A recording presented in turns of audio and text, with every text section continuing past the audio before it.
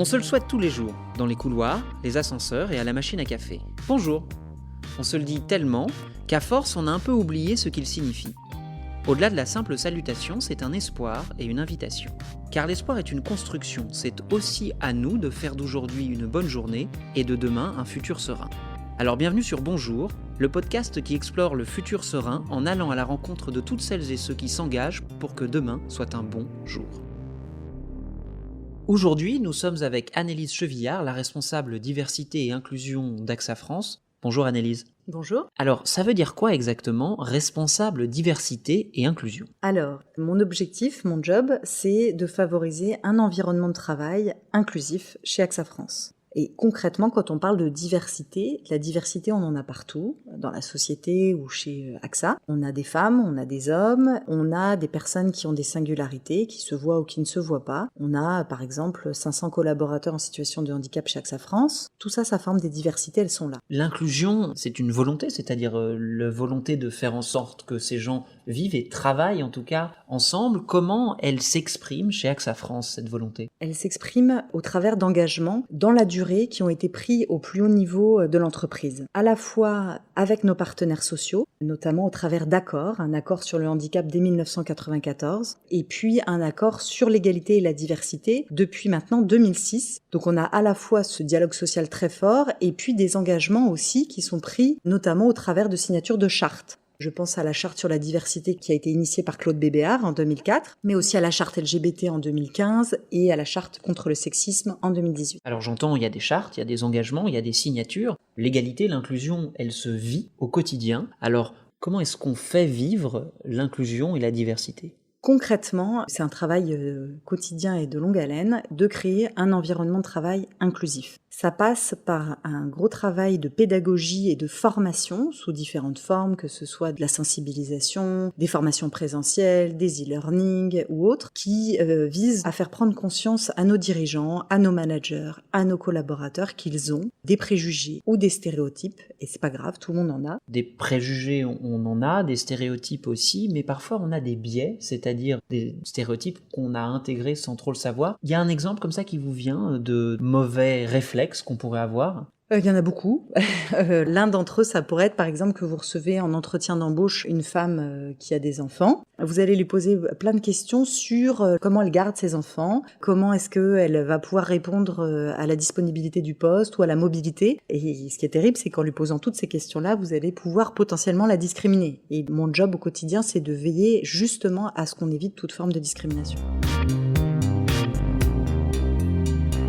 Vous avez comme ça un souvenir qui vous vient des témoignages que vous avez pu entendre ou voir tout au long de votre action de collaborateurs d'AXA France ? Ce qui marche de mon point de vue assez bien, c'est justement que les collaborateurs, et beaucoup en ont le courage, prennent la parole et fassent part, témoignent ou partagent avec les autres leur singularité, ce qui les caractérise et peut-être ce qu'ils ont pu vivre et là où ils ne se sont pas sentis suffisamment intégrés dans l'entreprise. L'idée n'est pas de dévoiler sa vie privée, loin de là. Souvent d'ailleurs, il y a une incompréhension sur le sujet. L'idée, elle est juste que chacun puisse être au travail comme il est et se sente libre de dire qui il est. J'ai plusieurs exemples qui me viennent à l'esprit. Récemment, une de nos managers qui a témoigné en disant qu'elle était atteinte de dyslexie, de dyscalculie, alors qu'elle a un job très corrélé aux mathématiques. Et j'ai trouvé que c'était très courageux parce qu'elle a montré qu'on pouvait être en situation de réussite en étant atteinte de 10.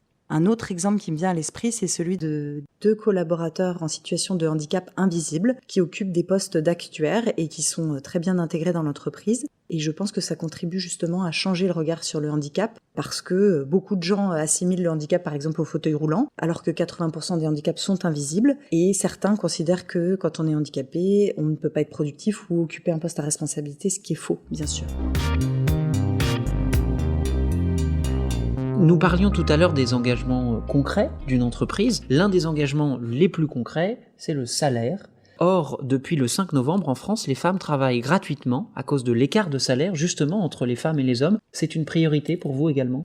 Tout à fait, c'est une priorité. Depuis maintenant 2006, nous avons un budget qui est dédié à la correction des écarts de salaire injustifiés entre les femmes et les hommes. Et concrètement, c'est 9,3 millions d'euros qui ont été dédiés, qui ont permis à 1300 femmes de bénéficier de mesures correctives. Et aujourd'hui, le résultat, c'est qu'on est à peu près à 2,5% d'écart de salaire entre les femmes et les hommes chez AXA France. Certes, il y a toujours un écart, mais c'est quand même beaucoup mieux que le marché. Et on a 92 sur 100 à l'index égalité que toutes les entreprises doivent désormais publier.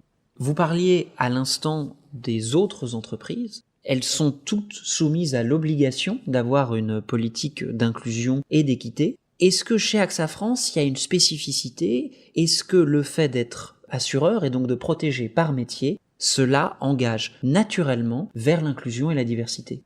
Oui, je pense que le fait qu'on soit une société d'assurance et de services nous engage encore plus, parce que le service, on le délivre au travers des femmes et des hommes qui constituent notre entreprise. Et donc, si on veut être une société qui protège, si on veut être une entreprise innovante demain et qui résiste aussi sur le marché, avoir des collaborateurs et des collaboratrices qui reflètent la société, donc qui soient plus divers, je pense que c'est une obligation. Et c'est d'ailleurs une vraie source d'innovation et de performance pour nous.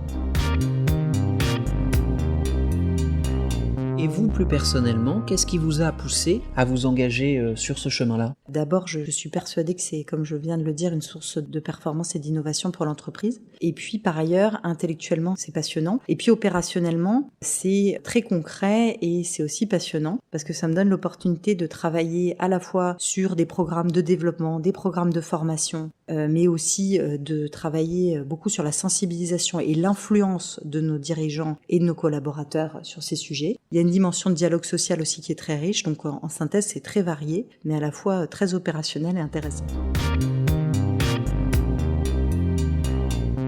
Avec Bonjour, avec ce podcast, nous explorons les futurs sereins. Quelles sont justement les prochaines étapes d'AXA et pour vous-même en matière d'inclusion et d'équité? Alors on continue d'avoir des objectifs très ambitieux. On a comme objectif d'avoir 45% de femmes parmi les cadres dirigeants à 2020. On était à 18% en 2006, on est à 40,7% aujourd'hui. On a d'autres objectifs aussi sur la parité, notamment d'avoir une plus forte représentation des femmes parmi nos métiers commerciaux et aussi parmi nos métiers de l'informatique ou du numérique. On sait que ce sera aussi là que les métiers de demain auront lieu, donc il est important que les jeunes filles se projettent dans ces métiers-là. On a la volonté aussi d'aller encore plus loin, toujours favoriser plus de recrutement et une bonne intégration des personnes en situation de handicap. Je pense qu'on aura toujours des objectifs plus ambitieux et qu'il ne faut jamais lâcher les efforts. Et pour vous, à titre personnel, c'est quoi le secret d'une bonne journée? Alors, le secret d'une bonne journée, pour moi, ce serait d'essayer de dégager une énergie positive sur mon entourage, parce que ça me fait du bien et j'espère que ça fait du bien aussi à mon entourage. Et bien alors, pour eux, comme pour vous, nous vous souhaitons une bonne journée. Merci beaucoup Annelise. Merci à vous. Et chers auditeurs, chères auditrices, rappelez-vous, le futur n'est pas à découvrir mais à construire. Il ne tient qu'à nous de faire de demain un bon jour. Alors bonjour à vous toutes, à vous tous et à bientôt.